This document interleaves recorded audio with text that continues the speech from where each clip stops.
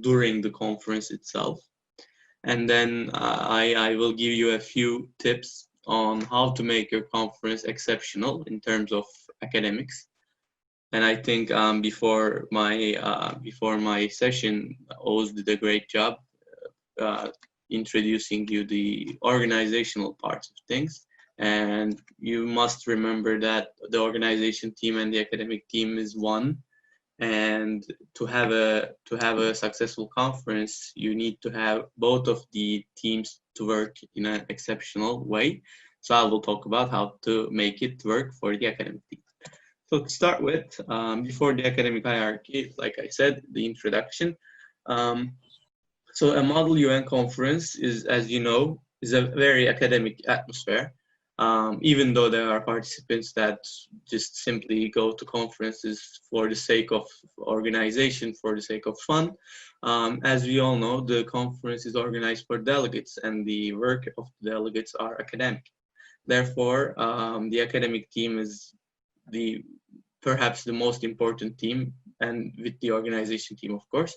So to have a successful conference for all participants, the advisor, the delegates, the academic team must work in an exceptional manner. So academic hierarchy, as you can see in the slideshow, there is the Secretary General, Deputy and Undersecretaries General, chairs and the crisis team, and then the rapporteurs and delegates. So as you all know, the Secretary General is the organizer of the whole academic part of the conference, as well as the organizational part. And the Deputy Secretary General is the person who is appointed by the Secretary General to help him or herself. And the Undersecretary General, well, before going on with the Undersecretary General, you must understand that there is a vast amount of difference between the Turkish model UN system and the one in Europe and United States. As mentioned, I participated in many conferences in Europe, as well as from the Harvard MUN setup. Therefore, I know like all of the differences between these, and it might be a little confusing for you. But the Undersecretary General, if you participate in a Model UN conference in Turkey, as you know, writes a study guide for a committee, and then they are the responsible people for each specific committee. But in Europe and United States, mostly how this works is Undersecretaries General. Well, first of all, there is no organization and academic team difference in the rest of the world, apart from Turkey and some conferences in like Middle East. But I think it's very beneficial, and it's very appropriate for organizing a conference. But in European and American conference systems, chairs are also the Undersecretaries General. So chairs write the study guide. And especially in the conference we have organized for the last 2 years and this year, so 3 years, Marmara MUN, we use chairs as the Undersecretaries General as well. So this is something that you can do, and I will talk about this in the latest part of the speech. So like I said, there are Undersecretaries General, and under them there are chairs for every committee. Some people call them committee directors. They are the responsible people for organizing and making use of the rules of procedure within the committee itself. So they are the people responsible for the realization of the rules of procedure within the committee. And the crisis team is a very specific thing, and people have given you some info on the crisis situations, but the crisis team within the academic team, they are equivalent of like more or less chairs, but the head of crisis may be an equivalent of Undersecretary General, and the crisis team works like as a separate entity, but they are under the Secretary General and Undersecretary General, of course. And then there is the rapporteurs. There are people who may not have the most experience as chairs, but they need to get a board member experience so that they will be chairs in the future.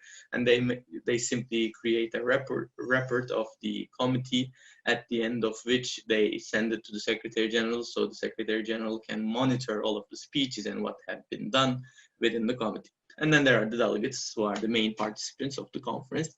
So this academic team, the recruitment process of the academic team is very important if you are willing to organize a model UN and become the leader of the academic team. Secretary General, it varies from the society that you're in, but if you're organizing your own conference, probably there's an executive board of your society and they choose the Secretary General, or the General Assembly of your society may choose the Secretary General, or if you're in like a high school model UN club, the teachers or the club as a whole may select the Secretary General.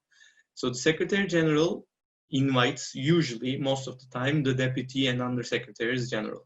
But in most international conferences, this is done via application. So you can do this both. If you're willing to do an invitation thing, it is very, very important for you to have a very broad, academically excellent people in your network. So this means that you need to have a lot of experience in other conferences as a part of academic team member, simply because you will have a big network so that you can invite people from different societies. And you need to invite people from different societies so much so that your conference will have a broader society in a sense. So the chairs, they are usually selected by application from the website, and rapporteurs and crisis team, you also probably need to open applications for them.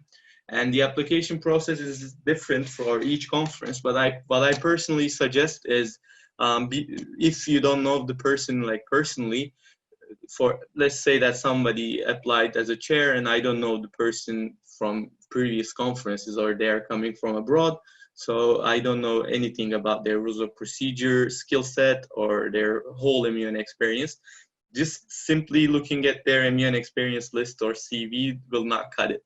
So I think you need to definitely do a Skype or Zoom interview with them. I always do that for the conferences I've organized. And this simply means that you will know the person's English level, you will know the person's MUN experience, and you will be like sure about the whole team that you will recruit. Of course, as Marmara MUN, what we have done, we don't have Undersecretary General, so the chairs have a lot more importance than the chairs in. Mr. GERGEF, is that only me again, or? No, I think he has a connection problem. So let's wait a little. Yeah, maybe he will try to join again. All right, so let me continue. I was talking about the application process and the possible interviews. Like I said, for the chairs, you can follow such a procedure. I would highly suggest that as a previous Secretary General for 2 times and the Deputy Secretary General for 1 time, and countless amount of Undersecretary General.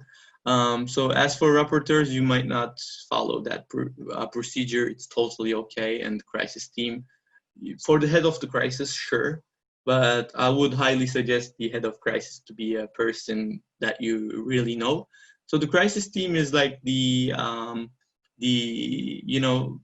creative team in your academic team. You might find really creative people because usually you fiddle with the history and you change the history in a sense. Therefore, the crisis team members are very crucial to be really creative people. So moving on. Academic content. Yeah, this is the most important part for the academic team and the main work of the academic team. So basically, for the academic content, there's a 6-branched process. You need to decide on the committees first. This is done by the Secretary General and the Deputy Secretary General. When you have the committees in your mind, you need to decide on the topics, and this needs to be done with the Undersecretaries General. So you need to decide on the committees and then decide on your team, decide on the topics for each committee, and then decide on the deadlines with your Deputy Secretary General, so that you will give out a table like the one on the right here to your Undersecretary General that would write the study guides. And this list is from Marmara MUN 2019, the first Secretary General conference of mine. This is a very simple but effective way to, check and balance the study guide writing process. So the delivery of the draft of the study guides and then final version. So usually I took two drafts for the study guides and it was okay. But you need to do an evaluation and feedback period with your Deputy Secretary General for the study guides themselves. But this evaluation and feedback should not be too harsh, and you shouldn't change a lot. And this is very important because in some conferences, while I was writing a study guide, the Secretary General would like me to change like a lot. And this is a creative thing, and I've made an outline for the study guide, so it might be hard on your Undersecretary General to change the study guide per se. But if you find something, politically incorrect or offensive, then you might give a feedback. Or if you have new ideas, this is the most important part of the academic team's work pre-conference. So fifth part is, of course, the publication. You need to, format all of your study guides if you have an IT and design team, or I did it myself. For instance, it is very simple. You need to have a set theme for your study guides and you're good to go. But last part is crisis. So there are two ways of doing crisis in a Model UN conference.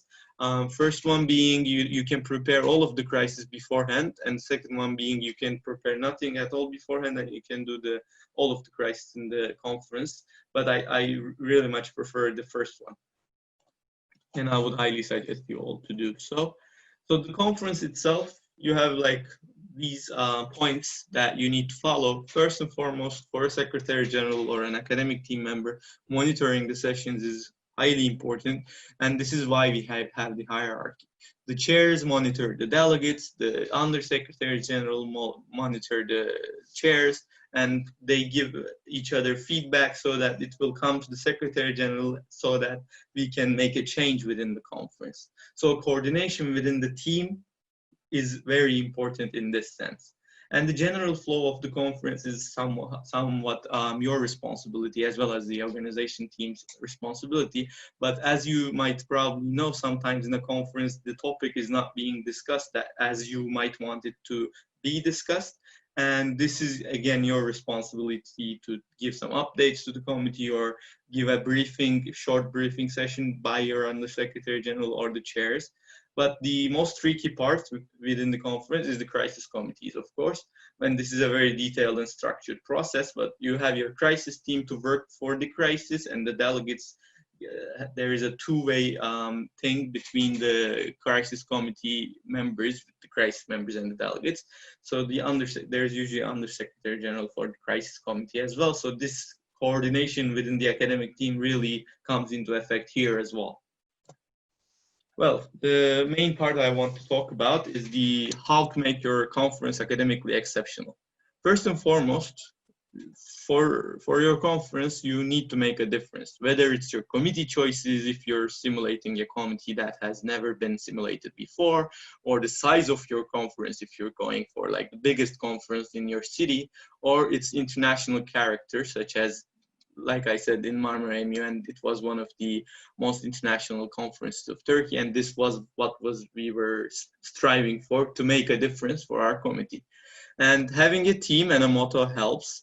The team being you can make the team anything you want within the United Nations topics, so that every committee will have a topic related to the team. I think it's a very interesting thing. Or you might have a motto for the whole of your conference, and your topics might coincide with this motto. Third thing is very important thing that I want everyone to understand. Just because it is a custom in a Model UN, it doesn't mean you should follow the custom. This was a thing that I always followed. If it is a custom to have just Undersecretary Generals writing the study guides, you don't need to follow that, because you can create your own rules of procedure. And during the conference, for SGs and DSTs, you need to be very strong and problem solving. You need to solve the problems, and you need to not create any. So it is very important. And for every academic team member to not create problems and to solve problems in a swift manner, following the hierarchy is one of the most important points here. And I think I can take the questions here. Yes, if you have any questions, you can write down on the chat box part. In the last part, I realized I was like going way too slow, so I needed to speed things up. If you have any extra questions, I would be more than happy to answer them. And if our time runs up, you can always contact me via social media or stuff for your questions. So, there is one.